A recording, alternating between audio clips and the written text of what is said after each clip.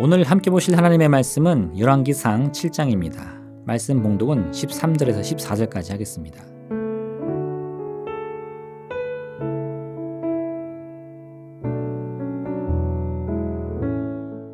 솔로몬 왕이 보내어 히람을 두로에서 데려오니 저는 납달리 지파 과부의 아들이요 그 아비는 두로 사람이니 노점장이라.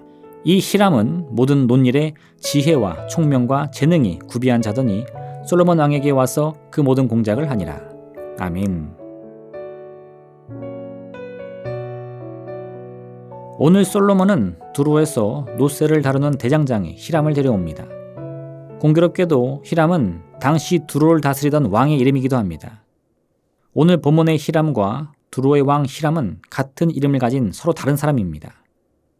오늘의 주인공은 두로의 왕 히람이 아니라 대장장이 히람인 것입니다. 히람은 두로 사람이었지만 그의 어머니는 납달리 지파, 즉 이스라엘 사람이었습니다. 하지만 그의 아버지가 두로 사람이었기 때문에 부계를 따라 히람은 두로 사람이 된 것입니다. 그리고 오늘 그는 어머니의 고향 땅에 방문하여 왕의 명령에 따라 하나님의 성전을 건축하는 일을 맡게 됩니다. 히람은 노새를 다루는 사람이었기 때문에 주로 놋기둥이나 바다와 같이 놋으로 된 기물들을 만들었습니다. 솔로몬이 이스라엘 대장장이 아니라 두로 사람 히람을 데려온 이유는 그의 기술이 누구보다 뛰어났기 때문임을 쉽게 알 수 있습니다. 사실 이스라엘 민족에게 이방인들은 그리 달가운 존재가 아닙니다. 이런 정치적이거나 기술적인 문제로 이방인들과 교육을 하다 보면 어느샌가 이 교류의 과정에서 이방인들이 섬기고 있는 새로운 종교와 문화들까지 자연스럽게 이스라엘 백성들에게 스며들었기 때문입니다. 이를 우습게 여기다가는 자신들도 모르는 사이에 온 백성이 우상 숭배에 이방 민족의 문화에 빠져드는 일들이 심심찮게 일어났던 것입니다. 실제로 이스라엘은 솔로몬 왕 말기 때에 이르러서 솔로몬이 외교 문제를 해결하기 위해 맺은 수많은 이방 나라들의 이 공주들과의 혼인계약으로 인해서 온 나라가 우상 숭배에 빠져들게 됩니다. 더군다나 이스라엘 민족이 가장 경계하는 사람들은 이방 민족들뿐만 아니라 이스라엘 사람과 이방 사람들이 함께 결혼해 낳은 혼혈인들이었습니다. 하지만 오늘 본문은 이런 히람의 약점들에 관해서는 전혀 언급하지 않습니다. 그는 이스라엘의 왕이 직접 사람을 보내 두로로 데려온 최고의 기술자인 것입니다. 이처럼 히람이 두로 사람으로서 더 나아가 이스라엘 사람들이 가장 멀리했던 이스라엘과 이방 사람 사이의 혼혈이었음에도 불구하고 그런 부정적인 면이 아니라 오히려 두로에서 노새를 다루는 최고의 기술자로 언급될 수 있었던 이유는 아주 간단합니다. 히람은 자신의 배경이 어떠하든지 상관없이 자신이 몸담고 있는 분야에서 최고의 기술로 인정받기를 원했던 것입니다. 사람의 가치는 단편적으로만 평가되지 않습니다. 하나님께서는 우리를 바라보실 때 겉모습이 아닌 중심을 보신다고 말씀하십니다. 이는 단순히 외모는 완전히 무시하고 오직 그 내면의 마음과 생각만을 보신다는 의미가 결코 아닙니다. 하나님께서는 우리를 바라보실 때 우리의 외모는 물론이거니와 내면의 생각과 마음 그리고 우리와 관련된 모든 것을 다 함께 바라보시는 분이신 겁니다. 그래서 예수님께서는 이런 하나님의 관점을 너희에게는 머리털까지 다 세신 바 되었다고 말씀하고 있는 것입니다. 솔로몬은 당시 지혜의 왕으로 이름을 널리 알렸습니다. 그렇다면 사람들이 감탄했던 솔로몬의 지혜란 무엇입니까? 이는 단순히 암기력이 좋다거나 머리 회전이 남들보다 빠르다는 의미만은 아닐 것입니다. 솔로몬 왕은 상대적으로 불리한 조건을 가지고 있는 히람에게서 누구보다 뛰어난 가치와 기술을 알아본 것입니다.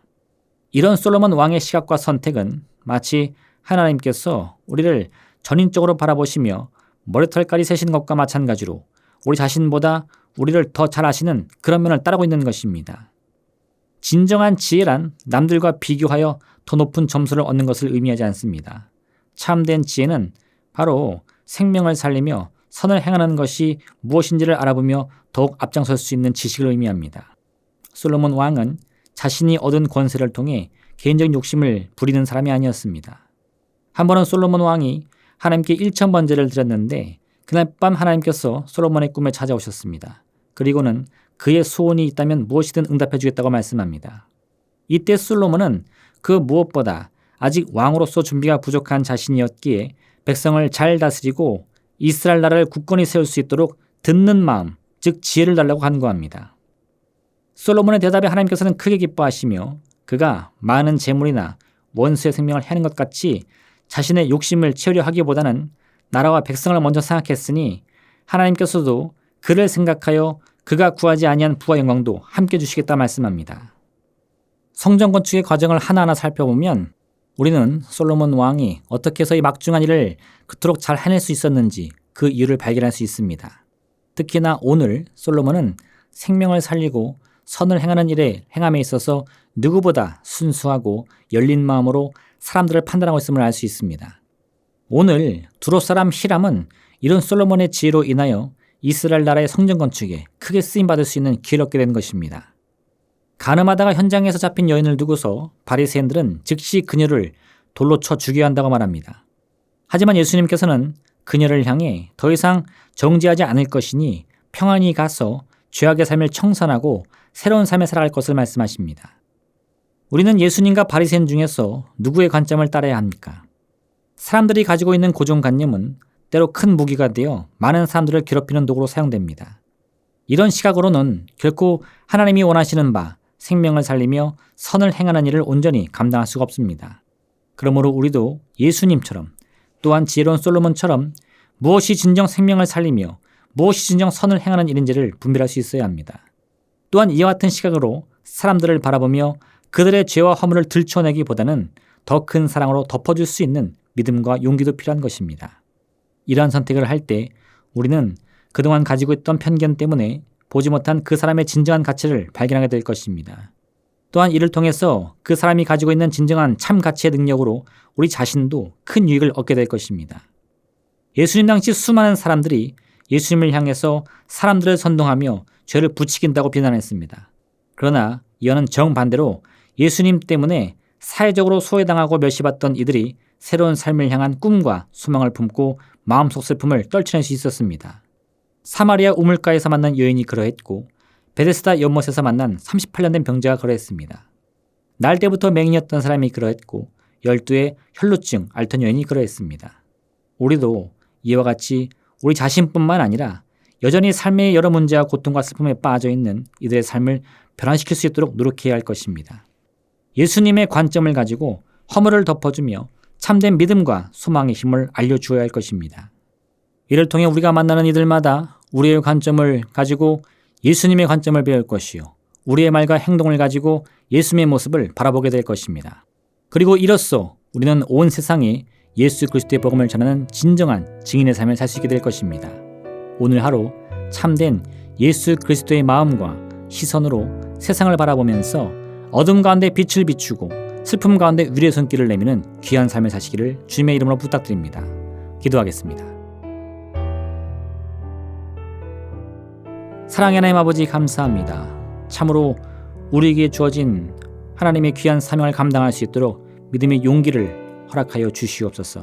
이를 통해 그 무엇보다 세상의 관점이 아닌 예수 그리스도의 관점으로 세상을 바라보게 하여 주시옵시고 사람들을 바라보게 하여 주옵소서.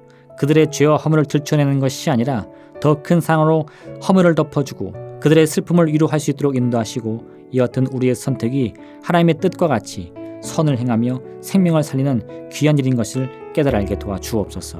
감사드리며 예수님의 이름으로 기도드립니다. 아멘. 하늘에 계신 우리 아버지, 아버지의 이름을 거룩하게 하시며 아버지의 나라가 오게 하시며 아버지의 뜻이 하늘에서와 같이 땅에서도 이루어지게 하소서. 오늘 우리에게 일용할 양식을 주시고 우리가 우리에게 잘못한 사람을 용서하여 준 것 같이 우리 죄를 용서하여 주시고 우리를 시험에 빠지지 않게 하시고 악에서 구하소서. 나라와 권능과 영광이 영원히 아버지의 것입니다. 아멘.